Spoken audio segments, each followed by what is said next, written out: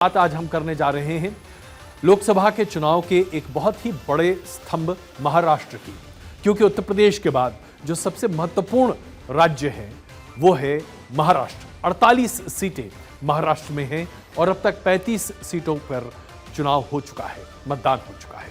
13 सीटों पर मतदान बाकी है।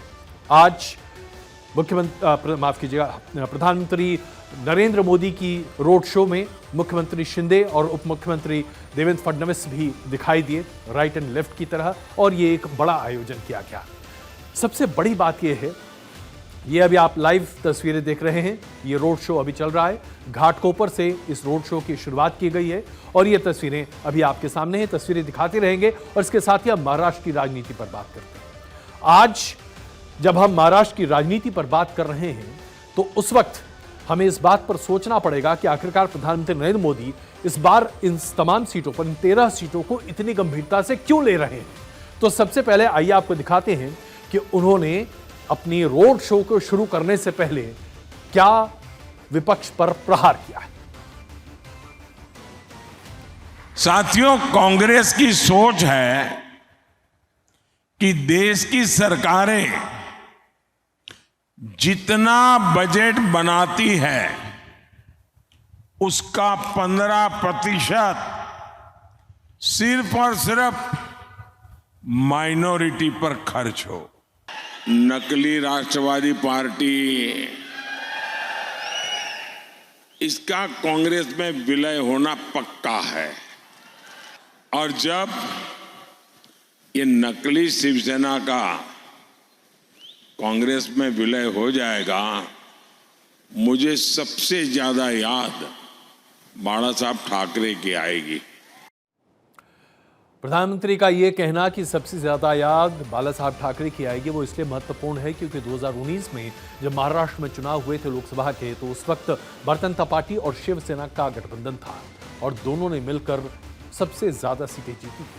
23 सीटें भारतीय जनता पार्टी के पास थी, 18 सीटें शिवसेना के पास थी और एनसीपी और कांग्रेस को मिलाकर 5 सीटें थी। लेकिन आज परिस्थितियां बिल्कुल बदल चुकी हैं। शिवसेना के 2 फाड़ हो चुके हैं, एनसीपी के 2 फाड़ हो चुके हैं। उद्धव ठाकरे अपनी उपस्थिति दर्ज कराने में लगे हुए हैं, शिवसेना शिंदे अपनी उपस्थिति दर्ज कर रही हैं। अजीत पवार को यह साबित करना है कि वो अपने ताऊजी यानी कि अपने चाचा शरद पवार से कहीं बड़े नेता हैं। और इस बीच में भारतीय जनता पार्टी और कांग्रेस अपने अपने अस्तित्व को और अपने अपने समीकरण को साधने में लगे हुए हैं। कुल मिलाकर देखा जाए तो अब जो 13 सीट पर जहां पर मतदान होना है 20 मई को, वहां पर जो महत्वपूर्ण सीटें हैं वह है उत्तर पूर्व मुंबई, उत्तर पश्चिम मुंबई और इस तरह के मुंबई का वो पूरा इलाका, और खास अगर हम देखें तो नासिक और पुणे भी। इस पूरे फेज में इन 13 सीट्स पर सबसे ज्यादा अगर किसी के वर्चस्व या फिर किसी की इज्जत दांव पर लगी है तो वो है शिवसेना उद्धव ठाकरे की, क्योंकि एक जमाने में इन सभी सीटों पर शिवसेना का बहुत्य हुआ करता था। बाला साहब ठाकरे की एक आवाज काफी थी इन सभी सीटों पर पूरे वोट को स्विंग कराने के लिए। लेकिन क्या आज उद्धव ठाकरे वाकई में बाला साहब ठाकरे के उत्तराधिकारी के तौर पर पार्टी पर अपना क्लेम रख सकते हैं, या शिवसेना शिंदे यहां पर अपनी बातें निकालते दिखाई देगी? और यही बात बड़े पैमाने पर पुणे पर भी लागू होती है। पुणे की सीट को लेकर तो एकनाथ शिंदे ने अपनी इज्जत दांव पर लगाई है, क्योंकि उनका कहना है कि यह सीट सिर्फ और सिर्फ उनके इशारे पर चलती रही है, भले ही शिवसेना पहले एक हुआ करती थी। यानी कि सबसे बड़ी जो चुनौती है वो आज शिवसेना उद्धव ठाकरे के सामने है, यह साबित करने के लिए कि विरासत के उत्तराधिकारी वही हैं। और अगर इस बार के चुनाव में शिवसेना उद्धव ठाकरे ये साबित करने में सफल रहे तो शिवसेना शिंदे को बहुत बड़ा झटका लग सकता है और एकनाथ शिंदे के मुख्यमंत्री पद पर भी इसका असर पड़ सकता है। इसके साथ साथ अजीत पवार के ऊपर भी बहुत कुछ दारोमदार में है। उनके ऊपर कई तरह की विपत्तियां लगाई जा रही हैं। कई लोगों ने उन्हें यह कहने की कोशिश की कि उन्होंने अपने चाचा के साथ सही नहीं किया, गद्दारी की। एक बहुत ही इमोशनल इशू है जो कि वहां पर बड़े पैमाने पर लोगों के बीच में है। शरद पवार ने भी कोई मौका नहीं छोड़ा है यह साबित करने के लिए कि उनके परिवार का 2 फाड़ करने वाले अजीत पवार दरअसल पार्टी के साथ और उनके परिवार के साथ वो नहीं कर रहे जो किसी भी सदस्य को परिवार के करना चाहिए। हालांकि कई मौकों पर शरद पवार ने कहने की कोशिश की, यहां तक कि अजीत पवार ने भी, कि परिवार में कोई मतभेद या मनभेद नहीं है, ये सिर्फ और सिर्फ राजनीतिक मतभेद है। लेकिन जब परिवार में मतभेद और मनभेद न हो तो राजनीति में कहां होती है साहब? ये तो हम बड़े अच्छे तरीके से जानते हैं। इसके अलावा महाराष्ट्र में अभी तक जो मतदान हुआ है उस पर कौन कौन से मुद्दे बहुत महत्वपूर्ण या हावी रहे हैं।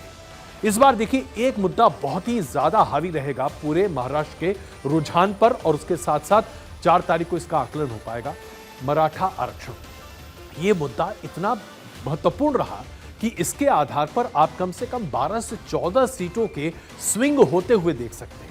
आपने देखा होगा मिस्टर एनालाइजर में कई बार मैं आपके सामने कह चुका हूं कि महाराष्ट्र इस बार एक स्विंग स्टेट है, जिसके तरफ गया उसके समझिए कि जीत पक्की। इसके साथ साथ एक और बात जो कि बहुत बड़े पैमाने पर सामने आई, संविधान को बदलने का जो नैरेटिव विपक्ष ने यहां पर गढ़ने की कोशिश की, उसका असर बहुत बड़े पैमाने पर दलित वोटिंग पैटर्न पर पड़ रहा है साहब। और ये कई मायनों में डिफाइन करेगा, क्योंकि दलित राजनीति का गढ़ रहा है महाराष्ट्र, और अगर अंबेडकर की इस भूमि पर दलित वोट बैंक जरा भी डगमगाया तो भारतीय जनता पार्टी सहित एनडीए गठबंधन के लिए ये एक मुश्किल पैदा कर सकता है। और अंततः एक और मुद्दा है जो कि लोगों के लिए बहुत महत्वपूर्ण है। जो मुस्लिम वोट बैंक है वो इस बार महाराष्ट्र में एक स्ट्रेटेजिक पोलिंग के तौर पर आगे बढ़ रहा है।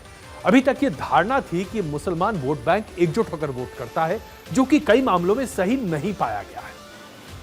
अब जो स्थिति निकल कर आ रही है महाराष्ट्र में, यहां पर मुसलमान एक बार टारगेटेड वोटिंग करने की कोशिश कर रहा है, और महाराष्ट्र में 20% के आसपास मुस्लिम वोट है, कई जगहों पर कहीं बेहतर और अच्छे पोजीशन में है। ऐसे में अगर मुस्लिम वोट बैंक शिवसेना उद्धव ठाकरे के पास जाते हुए अपना वोट डालता है तो साहब ये बहुत बड़ी स्टोरी है। इसके बारे में 4 तारीख को हम विश्लेषण करेंगे। लेकिन एक आखिरी मुद्दा जो महाराष्ट्र के चुनाव को तय करेगा, महाराष्ट्र की जनता में इस बार बड़ी निराशा है। शिवसेना का 2 फाड़ होना, उसके साथ साथ एनसीपी का 2 फाड़ होना। महाराष्ट्र की जनता ने हमेशा एक डेफिनेटिव राजनीतिक ध्रुवी के आधार पर मतदान किया है। 2024 का चुनाव इस ध्रुवी को पूरी तरीके से कंफ्यूज कर देता है, जिसकी वजह से इस बार मतदाता भी कंफ्यूज्ड है, पॉलिटिकल एनालिस्ट भी कंफ्यूज्ड है, मैं खुद भी कंफ्यूज्ड हूं। लेकिन इतना मैं कह सकता हूं कि महाराष्ट्र में इस बार जो कुछ होगा वो बताएगा कि देश की दशा और दिशा क्या होने जा रही है।